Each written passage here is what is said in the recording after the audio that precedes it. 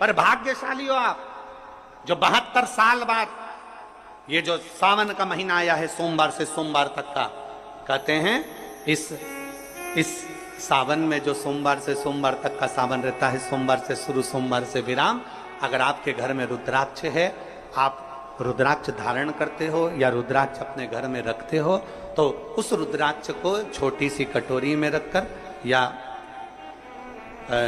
एक पात्र में रखकर 7 बार किसी भी अमावस पर, सावन में जो अमावस्या पड़ती है, ये सोमवार से सोमवार वाली सावन, इसके बाद वाले सावन का हम वर्णन नहीं कर रहा, हम इस सावन की बात कर रहे हैं। या तो अमावस, पूर्णिमा, त्रयोदशी, चतुर्दशी या प्रदोष, शिवरात्रि, अष्टमी, ये ऐसी तिथियां हैं जो सोमवार से सोमवार तक का जो सावन होता है, सावन में कटोरी में रखकर, प्लेट में रखकर, थाली में रखकर 7 बार अपने घर में अगर रुद्राक्ष तो उसको बलवान बनाने के लिए इसी सावन के महीने में 7 बार तो जल, 5 बार दूध गौ माता का और 2 बार गाय का घी उस रुद्राक्ष पर लेपित करना चाहिए। और फिर उस रुद्राक्ष को धूप बत्ती हो या घर में गूगल की धूप हो, और धूप बत्ती से उस रुद्राक्ष को सिद्ध कर लेना चाहिए। कुछ नहीं आता ना, शिव का नाम लो, श्री शिवाय नमस्तुभ्यम बोलो और उस रुद्राक्ष का स्पर्श कर कर अपने गले में धारण करते हो तो गले में, पूजन में रखते हो तो पूजन में, या किसी कार्य सिद्धि के लिए रखते हो तो कार्य सिद्धि के लिए। अगर ये सोमवार से चालू होने वाले सावन को, सोमवार से विराम होने वाले सावन में अगर हम सिद्ध कर लेते हैं तो वो रुद्राक्ष हमारे जीवन का सबसे श्रेष्ठ रुद्राक्ष हो जाता है, सर्वश्रेष्ठ। अभी हमारे सीहोर में कुबेरेश्वर धाम पर ये जो सावन का महीना आया है, इस सावन में हमारे यहाँ कुबेरेश्वर धाम पे वैसे तो जो महाशिवरात्रि आती है, जिस समय रुद्राक्ष उत्सव होता है, उस समय पर रुद्राक्ष को सिद्ध कर लिया जाता है। पर जो सावन ये आया है, इस सावन में हमारे यहाँ प्रतिदिन बाबा के रुद्राक्ष को सिद्ध करते हैं। प्रतिदिन नियम है रुद्राक्ष पर जल चढ़ाना, दूध चढ़ाना, घृत लगाना और बाबा के रुद्राक्ष, क्योंकि इतने भक्त आते हैं उनके लिए वो रुद्राक्ष सिद्ध होता है।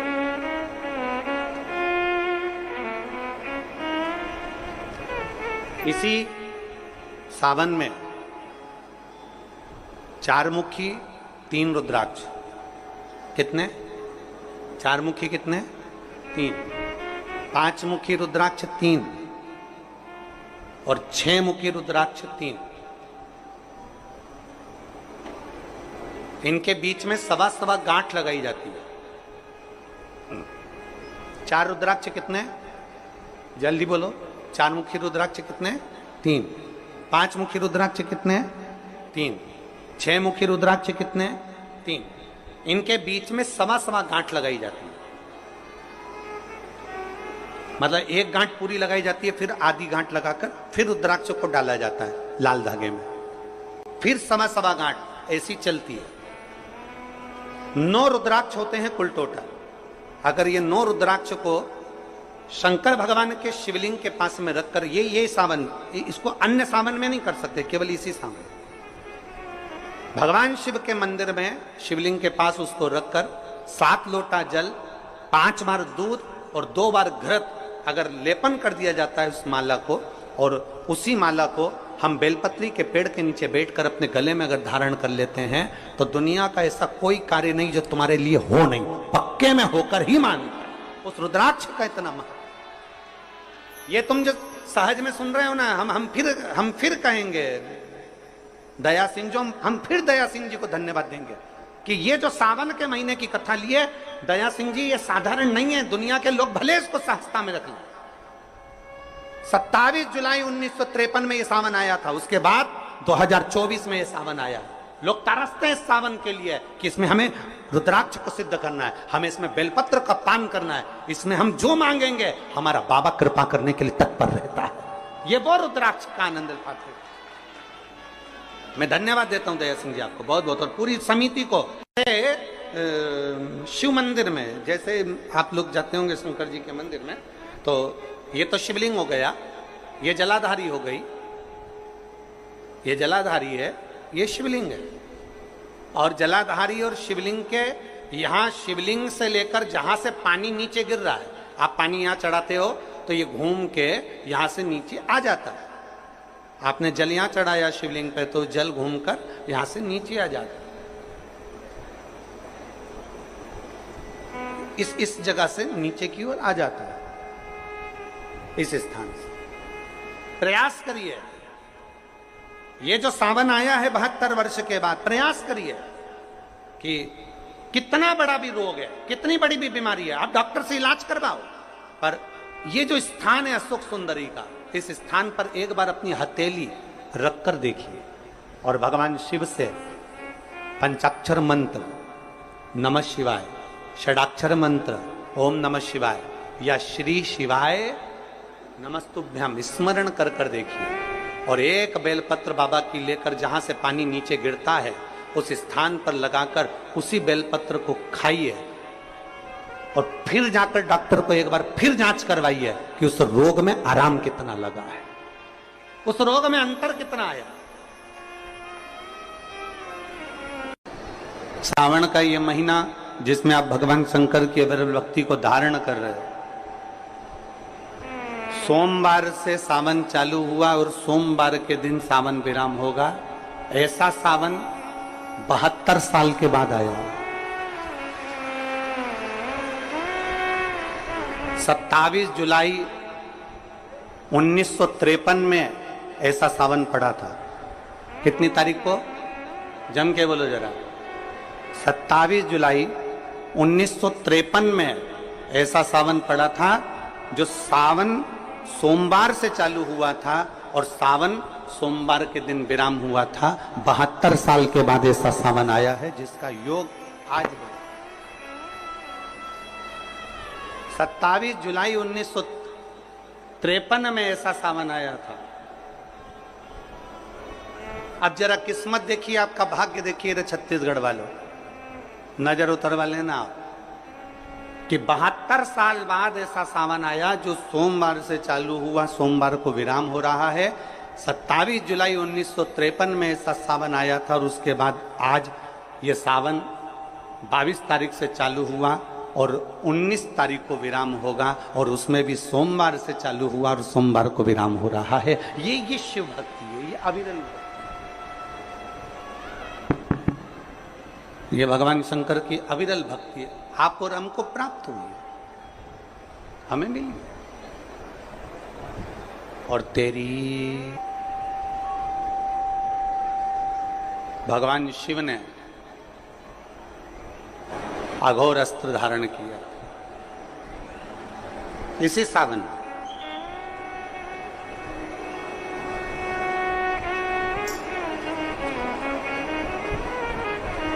एक त्रिपुरासुर असुर हो गया, 3 पुरियों का निर्माण कर कर वो निवास कर रहा है।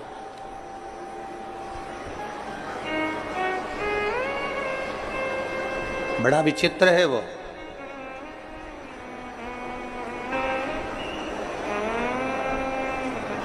बहुत सावन आते हैं, सारे सावन आते हैं। हर वर्ष सावन का महीना आता है, हर वर्ष श्रावण का सोमवार भी आता है, हर वर्ष प्रदोष भी आती है, हर वर्ष शिवरात्रि भी आती है सावन की, हर वर्ष अष्टमी भी आती है, छठ भी आती है, सब तिथियां आती हैं।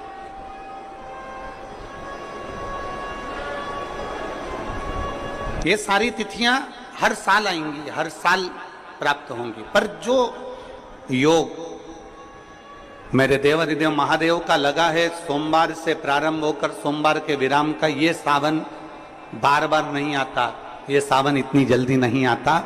जो 72 वर्ष के बाद 27 जुलाई से 1953 के बाद में आज योग लगा, जो 22 जुलाई 2024 में प्रारंभ हुआ।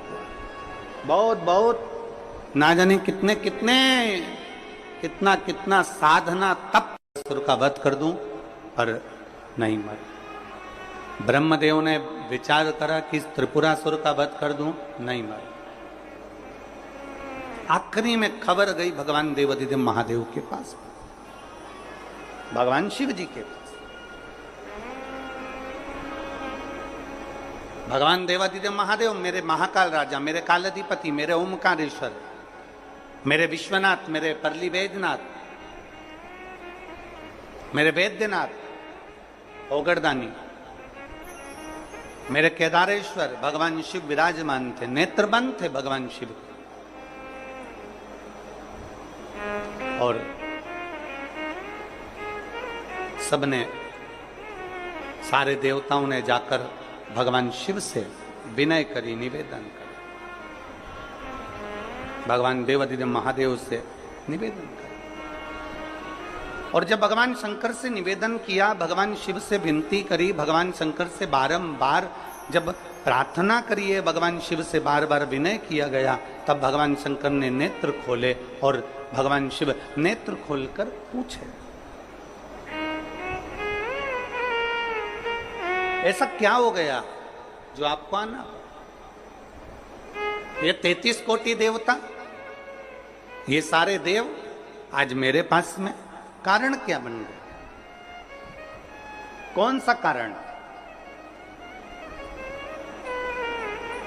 यदि आपसे कोई पूछे कि भगवान शंकर के गले में बासुकी नाग आया, भगवान शंकर के हाथ में त्रिशूल आया, भगवान शंकर के मस्तक पर गंगा आई, भगवान शंकर के मस्तक पर त्रिपुंड आया, भगवान शंकर के नेत्र 2 थे 3 हुए, त्रिनेत्रीधारी कहलाए, त्रिपुंडधारी कहलाए, भगवान शंकर के पास बेलपत्र आई, कोई तुमसे कहे कि शिवजी के गले में रुद्राक्ष आया,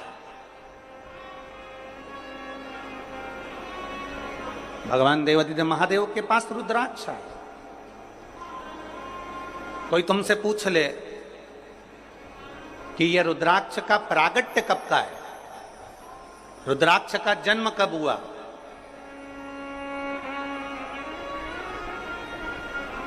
रुद्राक्ष प्रकट कब किया गया,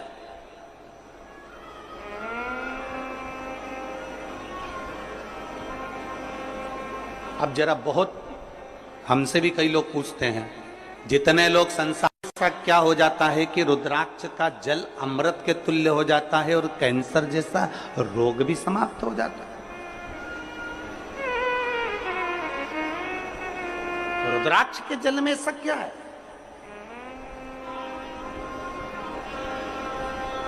एक माने पत्र में लिखा है कि कैसे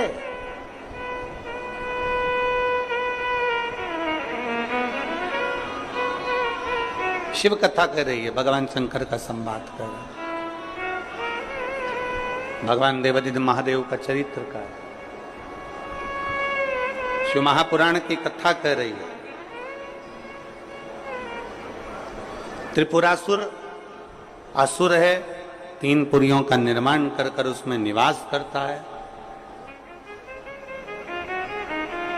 3 पुरियों का निर्माण कर कर उसमें निवास करता है, पर उसके प्राण जा नहीं सकते। भगवान नारायण ने प्रयास किया, वो नहीं मरा, प्राण नहीं छूटे। भगवान शंकर के ब्रह्म मुरारी, सबसे बड़ा तप और दुनिया का सबसे बड़ा आभूषण मौन रहना, ये दुनिया का सबसे बड़ा तप और सबसे बड़ा आभूषण है। हम भगवान शिव को किस तरह से रिझा सकते? और फिर निवेदन करूंगा, जितनी सरलता से, जितनी सहजता से आप शिव को रिझाओगे, उतनी सरलता से शिव रिझता है, उतनी सरल।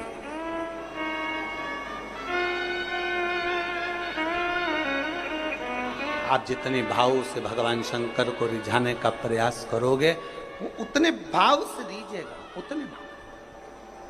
जरा विचार करिए, स्त्री की पूजन आप ऑनलाइन करेंगे, आप और हम सब आस्था चैनल के माध्यम से, फेसबुक यूट्यूब के माध्यम से ठीक शाम को 7 बजे 2 अगस्त को बैठेंगे और ऑनलाइन सब अपने अपने घर से पूजन करेंगे,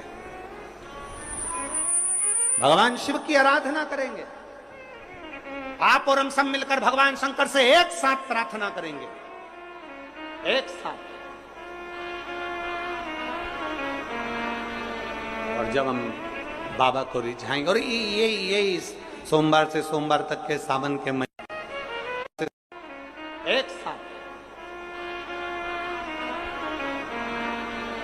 और जब हम बाबा को रिझाएंगे, और ये सोमवार से सोमवार तक के सावन के महीने में 2 अगस्त को तो हम शिवरात्रि मनाएंगे, 17 अगस्त को सीहोर की कांवड़ भी बाबा की कृपा से सुबह 9 बजे भरेंगे। प्रदोष के दिन एक विश्वास के साथ शिव को रिझा, एक भरोसे के साथ भगवान शंकर, एक रुद्राक्ष में होता है। सबका बल एक रुद्राक्ष के अंदर होता है।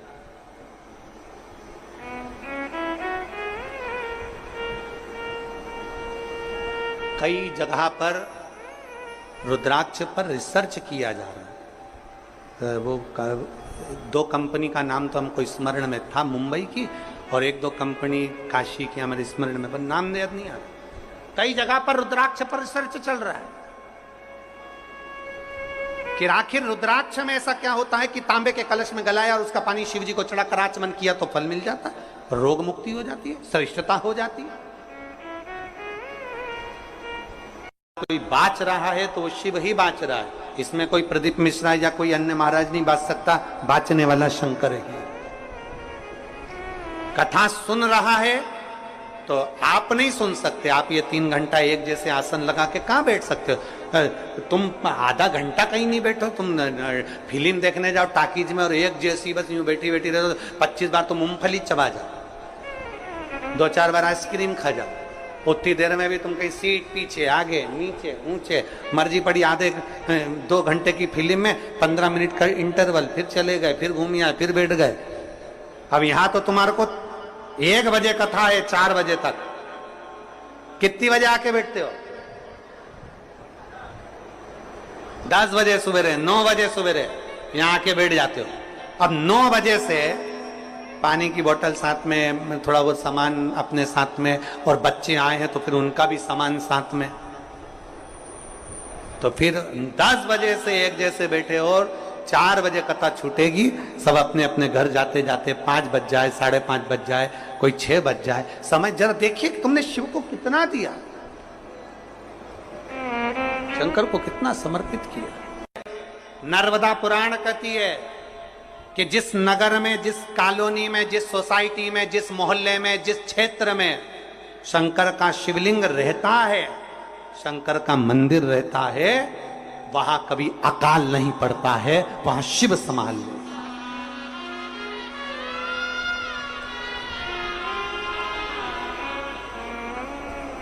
वहां शिव संभाल, वहां वो गढ़दानी संभाल।